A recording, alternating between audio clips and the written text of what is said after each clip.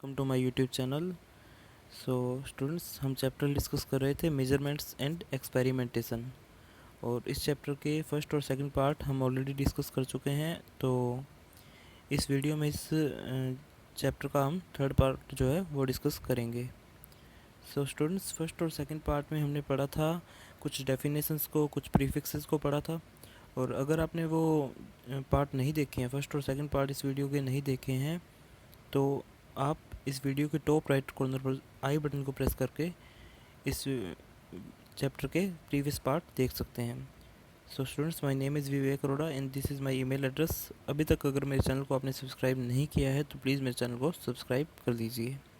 सो आगे मूव करते हैं स्टूडेंट्स। तो आज सबसे पहले स्टूडेंट्स हम डिस्कस करेंगे होमवर्क। मैंने आपको होमवर्क दिया था, आई होप आपने होमवर्क किया होगा। तो सबसे पहले अपने होमवर्क डिस्कस करते हैं। मैंने आपसे होमवर्क में पूछा था कि 1 माइक्रो सेकेंड कितने के इक्वल होता है, इसको एक्सप्लोर करना था। और 1 डेसीमीटर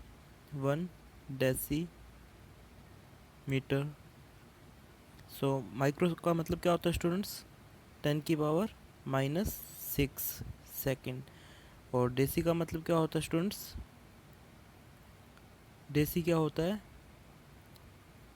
1 × 10⁻⁻1 मीटर। ओके स्टूडेंट्स, इसके बाद हम डिस्कस कर रहे थे मेगावाट। 1 मेगावाट कितने के इक्वल होता है? 1 मेगावाट, मेगा का मतलब क्या होता है स्टूडेंट्स? 10⁻6 वाट्स। एंड नेक्स्ट मैंने आपको पूछा था 1 नैनो सेकेंड। नैनो का हमने प्रीफिक्स क्या पढ़ा था स्टूडेंट्स? 1 × 10⁻⁹ सेकेंड। तो स्टूडेंट्स, ये आपका होमवर्क हो गया कंप्लीट। इसके बाद आप इसको चेक कर लीजिएगा अपने होमवर्क से, और इसके बाद हम डिस्कस करते हैं आगे। नेक्स्ट स्लाइड पर मूव करते हैं। सो स्टूडेंट्स, आज हम कुछ क्वेश्चंस करेंगे आपकी बुक के, और कुछ न्यूमेरिकल्स डिस्कस करेंगे। तो सबसे पहले क्वेश्चन देखते हैं। The fundamental unit present in the list mentioned below is. तो इन चारों में से आपको बताना है कौन सी फंडामेंटल यूनिट है। क्या न्यूटन फंडामेंटल यूनिट है? So student, Newton fundamental unit नहीं है। रीज़न क्या है इसका? हम जानते हैं एफ फोर्स की यूनिट है ये, F is equal to M upon A. तो एम पे डिपेंड कर रही है, इसलिए फंडामेंटल यूनिट नहीं है, ये एक डेराइव्ड यूनिट है। और इसके बाद हम देखते हैं पास्कल। पास्कल किसकी यूनिट होती है स्टूडेंट्स? प्रेशर की। और प्रेशर की यूनिट भी डेराइव्ड यूनिट है, क्योंकि ये भी मास पे डिपेंड करती है। इसके बाद स्टूडेंट्स हर्ट्ज। हर्ट्ज किसकी यूनिट है? फ्रीक्वेंसी की। और फ्रीक्वेंसी किस पे डिपेंड करती है? सेकंड्स पे। तो इसलिए ये भी डेराइव्ड यूनिट है और सेकंड पे डिपेंड कर रही है। तो अपने पास लास्ट बचा है ऑप्शन सेकंड। तो सेकंड जो है वो फंडामेंटल यूनिट है स्टूडेंट्स, सेकंड फंडामेंटल यूनिट है, क्योंकि सेकंड किसी भी अदर यूनिट पे डिपेंड नहीं करती है, इसलिए सेकंड जो है अपनी फंडामेंटल यूनिट है। तो नेक्स्ट स्लाइड पे मूव करते हैं students. Which of the following unit is not fundamental unit. तो आपको बताना है स्टूडेंट्स इनमें से कौन सी यूनिट जो है वो फंडामेंटल यूनिट नहीं है। तो मीटर क्या है स्टूडेंट्स? एक फंडामेंटल यूनिट है, क्योंकि मीटर किसी भी अदर यूनिट पे डिपेंड नहीं करती है। इसके बाद लीटर। लीटर स्टूडेंट्स आपकी जो है फंडामेंटल यूनिट नहीं है। रीज़न, लीटर जो है वॉल्यूम की यूनिट है, और वॉल्यूम की यूनिट क्या होती है स्टूडेंट्स? Metre cube. तो ये यूनिट मीटर पे डिपेंड कर रही है, इसलिए ये यूनिट जो है आपकी फंडामेंटल यूनिट नहीं है। और सेकंड और किलोग्राम हम जानते हैं दोनों फंडामेंटल यूनिट है। ओके, क्योंकि सेकंड और किलोग्राम किसी अदर यूनिट पे डिपेंड नहीं करते हैं। तो स्टूडेंट्स, नेक्स्ट स्लाइड पे मूव करते हैं अपने। इसके बाद इन्होंने पूछा है the unit of time is. Time की यूनिट क्या होती है स्टूडेंट्स? सबसे पहले तो लाइट ईयर। ज़्यादातर स्टूडेंट लाइट ईयर टिक करके आएंगे। रीज़न, क्योंकि यहाँ ईयर लिखा हुआ है, और ईयर का मतलब तो सब जानते हैं भाई टाइम होता है, लेकिन एक्चुअल में यहाँ लाइट ईयर जो है वो डिस्टेंस की यूनिट है, तो ये टाइम की यूनिट नहीं है। ऐसी गलती आप नहीं करेंगे स्टूडेंट्स। लाइट ईयर टाइम की यूनिट नहीं है, क्योंकि लाइट ईयर क्या होता है, जितना लाइट एक साल में ट्रैवल करती है, जितना डिस्टेंस एक साल में लाइट ट्रैवल करती है उसे अपने लाइट ईयर बोलते हैं। तो ये डिस्टेंस की यूनिट है स्टूडेंट, डिस्टेंस या लेंथ की यूनिट कह सकते हैं हम। इसके बाद पार्सेक क्या होता है स्टूडेंट्स, पार्सेक भी आपका डिस्टेंस की यूनिट है, क्योंकि पार्सेक क्या होता है 3.26 times of light year, 3.26 times of light year होता है। तो लाइट ईयर डिस्टेंस की यूनिट है, तो पार्सेक भी आपकी लाइट की यूनिट हो गई। इसके बाद लीप ईयर, लीप ईयर सब जानते हैं स्टूडेंट्स, 366 डेज़ का होता है, तो ये टाइम की यूनिट हो गई आपकी। ठीक है स्टूडेंट्स। इसके बाद एंगस्ट्रॉम क्या होता है स्टूडेंट्स, एंगस्ट्रॉम, एंगस्ट्रॉम आपकी प्रीफिक्स है, और एंगस्ट्रॉम भी आपकी एक तरीके से आप कह सकते हैं स्मॉल मेजरमेंट के लिए अपने यूज़ करते हैं, और इसकी वैल्यू कितनी होती है स्टूडेंट्स, 10⁻⁻10 मीटर।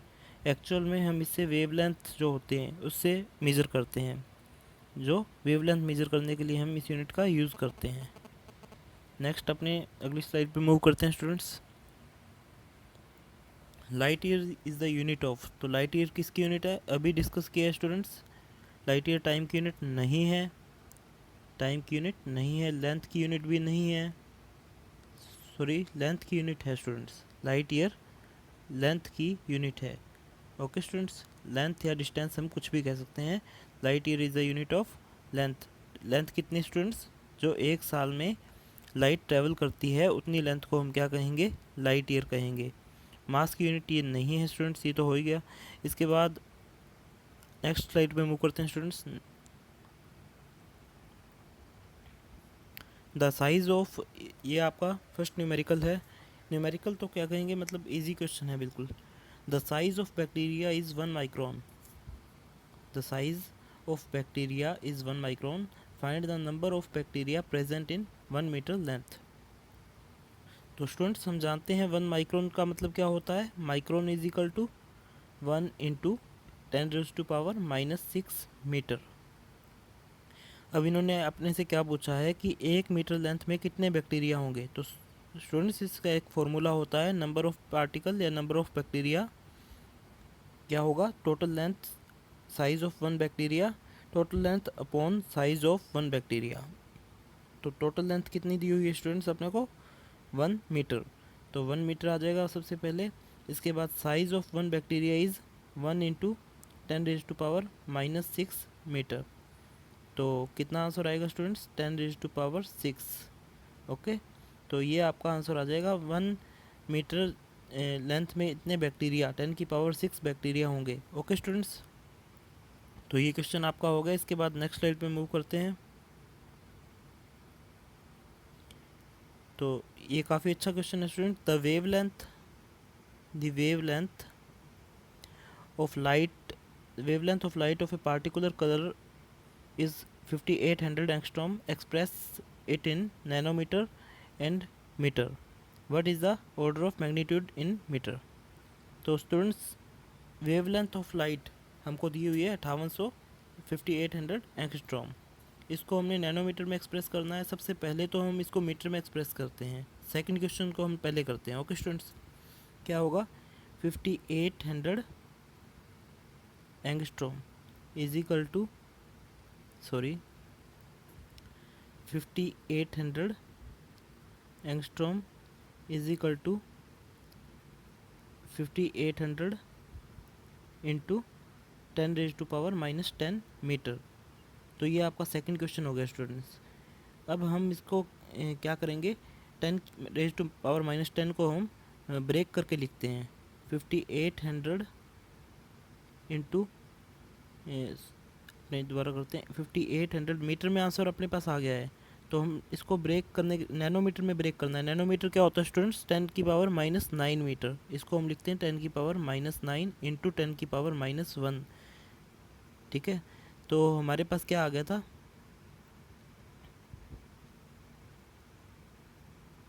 सॉरी ओके, तो हमारे पास आ गया था 10⁻⁻9 10⁻⁻1। तो इसका आंसर अपने पास कितना आएगा स्टूडेंट्स, ये क्या हो गया, okay sorry students, 1 second, that we check.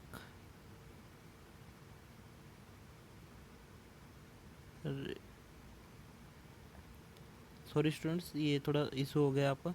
5800 into 10⁻⁹ into 10⁻⁻1, तो ये अपने पास आएगा 5800 इंटू 10⁻⁻1 करेंगे, कितना आएगा स्टूडेंट्स? 580। 580 और इसका मतलब होता है नैनोमीटर, तो अपने पास 580 नैनोमीटर जो है इसका आंसर आ जाएगा। इसके बाद ये पूछ रहे हैं what is order of magnitude in metre. तो हमको ऑर्डर ऑफ मैग्नीट्यूड निकालने के लिए क्या करते हैं अपने, एक सेकेंड, ऑर्डर ऑफ मैग्नीट्यूड क्या होता है स्टूडेंट्स?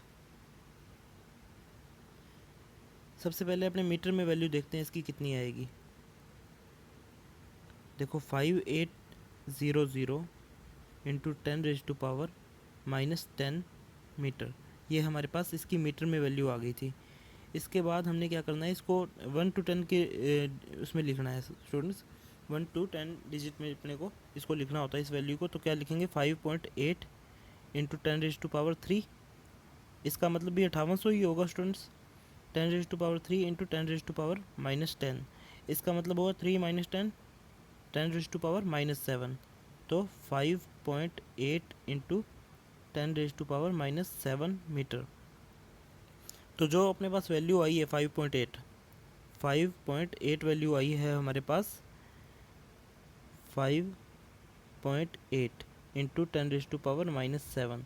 तो स्टूडेंट्स ये जो वैल्यू है अपने 3.2 को बेस मानते हैं। जब अपने ऑर्डर ऑफ मैग्नीट्यूड निकालते हैं तो 3.2 को बेस मान के चलते हैं। कितनी वैल्यू को? 3.2। ये आपको याद रखना है स्टूडेंट्स, 3.2 को हम बेस मान के चलते हैं। अगर अपने पास 3.2 से छोटी वैल्यू यहाँ पे आती है, ये वैल्यू 3.2 से छोटी आती है, तो जो मल्टीपल में होगा वही आपका ऑर्डर होगा। लेकिन अगर आपके पास वैल्यू 3.2 से बड़ी आ रही है तो हमको 10 से मल्टीपल करना होगा। तो इसको हम ऑर्डर निकालने के लिए 10⁻⁻7 इंटू 10 करेंगे, तो इसका ऑर्डर कितना आएगा स्टूडेंट्स? 10⁻⁻6। ये चीज़ आपको याद रखनी है। अगर 3.2 से छोटी वैल्यू आती है तो 10 जितनी है उतना ही आपका ऑर्डर रहने वाला है। लेकिन ये वैल्यू 5.8 3.2 से बड़ी है, इसलिए हम वैल्यू को 10 से मल्टीपल कर रहे हैं। ओके स्टूडेंट्स, ये चीज़ आपको ध्यान रखनी है। नाउ हम नेक्स्ट स्लाइड पे मूव करते हैं स्टूडेंट्स। ये क्वेश्चन भी काफ़ी अच्छा क्वेश्चन है, देखिए।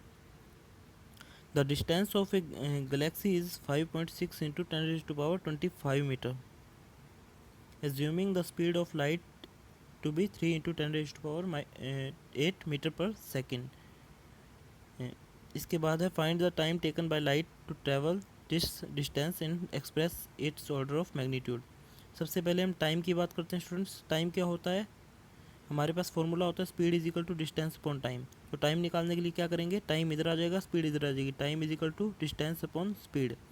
तो अपने को डिस्टेंस दी हुई है 5.6 इंटू 10⁻25। ओके स्टूडेंट्स, इसके बाद हमको दिया हुआ है स्पीड 3 इंटू 10⁻8। तो ये वैल्यू लगभग आ जाएगी स्टूडेंट्स 1.8 के अराउंड आ जाएगी। तो आप कैलकुलेट कर देना थोड़ा, 1.87 इंटू 10⁻17। 1.87 इंटू 10⁻17 ये आपका टाइम निकालना था, इसलिए सेकंड्स में आएगा। ओके स्टूडेंट्स, तो इतना सेकंड आपका टाइम आ गया। इसका मैग्नीट्यूड निकालना है अपने को। मैग्नीट्यूड क्या होगा स्टूडेंट्स? ये वैल्यू जो अपने पास आ रही है 3.2 से छोटी वैल्यू है, तो मैग्नीट्यूड इसका 10⁻17 होगा। ओके स्टूडेंट्स, बस इतना ध्यान रखना है, अगर 3.2 से वैल्यू बड़ी आती है तो अपने को 10 से मल्टीपल करना है, अदरवाइज़ कुछ भी नहीं करना है। जितनी पावर आपकी 10 रेज़ की आई है वही आपका आंसर हो जाएगा। तो अपने नेक्स्ट डिस्कस करते हैं स्टूडेंट्स। ये आपका क्वेश्चन हो गया है। आई होप आपका यहाँ तक सब क्लियर होगा। इसके बाद ये क्वेश्चन आपका हो गया, ये भी। नाउ अपने इस क्वेश्चन में मूव कर रहे हैं। The mass of an atom of oxygen is 16 AMU भी बोल देते हैं अपने। Express it in kg। तो kg में एक्सप्रेस करना है स्टूडेंट्स। हम जानते हैं कि 1 U की वैल्यू कितनी होती है, 1 AMU की वैल्यू 1.66 इंटू 10⁻⁻27 kg। तो ये आपको याद रखना है स्टूडेंट्स, ठीक है। 1.66 इंटू 10⁻⁻27। अब इसका मल्टीपल करेंगे हम 16 के साथ, हमारे पास 16 यू की वैल्यू निकालनी है हमें, तो 16 के साथ इसका मल्टीपल करेंगे 16 इंटू 1.66 इंटू 10⁻⁻27। तो ये जो वैल्यू आएगी हमारे पास ये अराउंड आएगी 2.656 इंटू 10⁻⁻26। ओके स्टूडेंट्स, ये आपका आंसर आएगा आप जब कैलकुलेट करोगे। नाउ अपने नेक्स्ट मूव करते हैं स्टूडेंट्स। नेक्स्ट क्वेश्चन है the mass of molecule of hydrogen is 3.332 into 10⁻⁻27 kg। Find the mass of 1 kg mole of hydrogen gas. तो सबसे पहले तो स्टूडेंट्स हम ये डिस्कस करेंगे कि 1 kg mole of hydrogen gas क्या होता है। 1 kg मोल में कितने मॉलिक्यूल्स होते हैं। 1 kg mole of hydrogen gas, तो मॉलिक्यूल्स इन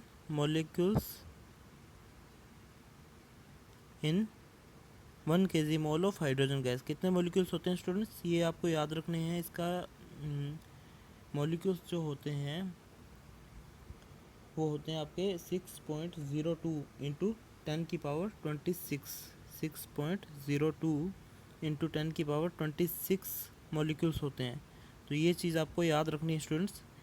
ये इसे अपने अवागद्रो नंबर भी बोलते हैं, अवागद्रो नंबर, लेकिन ये आपके लिए इम्पोर्टेंट नहीं है, लेकिन इतना आपको याद रखना है 6.02 इंटू 10⁻26 1 kg मोल ऑफ कोई भी गैस हो, किसी भी गैस के अगर 1 kg मोल की बात हो तो उसमें इतने मॉलिक्यूल्स होंगे 6.02 इंटू 10⁻26। तो अपने को निकालना है कि इतने kg गैस है अपने पास, तो इतने kg में कितने मोल होंगे, इसका मल्टीपल कर देंगे 332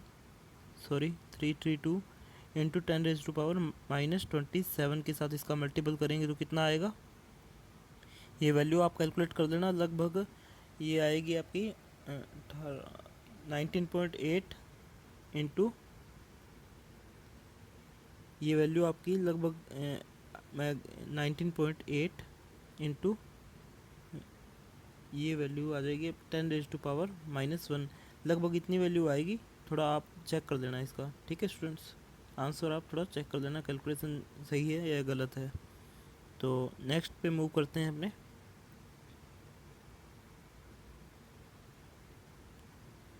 इसके बाद नेक्स्ट ये क्या होगा अभी, सॉरी हाँ, ये आपका स्टूडेंट्स होमवर्क रहेगा। तो ये होमवर्क है आज के लिए आपका, आपके क्वेश्चन इम्पोर्टेंट मैंने डिस्कस कर दिए हैं, तो ये आपका होमवर्क रहेगा। ये मेरा नेक्स्ट वीडियो 1 या 2 दिनों में आएगा, तब तक ये आपका होमवर्क कंप्लीट होना चाहिए हर हाल में। और अगले वीडियो में हम डिस्कस करेंगे वर्नियर कैलिपर्स, इसका 4th पार्ट रहेगा। इस चैप्टर का जो 4th पार्ट का वीडियो रहेगा उसमें हम क्या डिस्कस करेंगे, वर्नियर कैलिपर्स, और जो ज़ीरो एरर है, पॉजिटिव ज़ीरो एरर है, उन चीज़ों को हम डिस्कस करेंगे। ओके स्टूडेंट्स, तो आपका ए पार्ट जो है वो कंप्लीट हो गया है इस चैप्टर का। इस चैप्टर ये आपके 3 पार्ट हैं, ए बी सी, आपका ए पार्ट आज कंप्लीट हो गया है, और बी और सी पार्ट अपने नेक्स्ट वीडियोज़ में डिस्कस करेंगे। सो स्टूडेंट्स, आई होप आपको ये वीडियो अच्छा लगा होगा। तो thanks for watching, God bless you all, keep watching my channel, and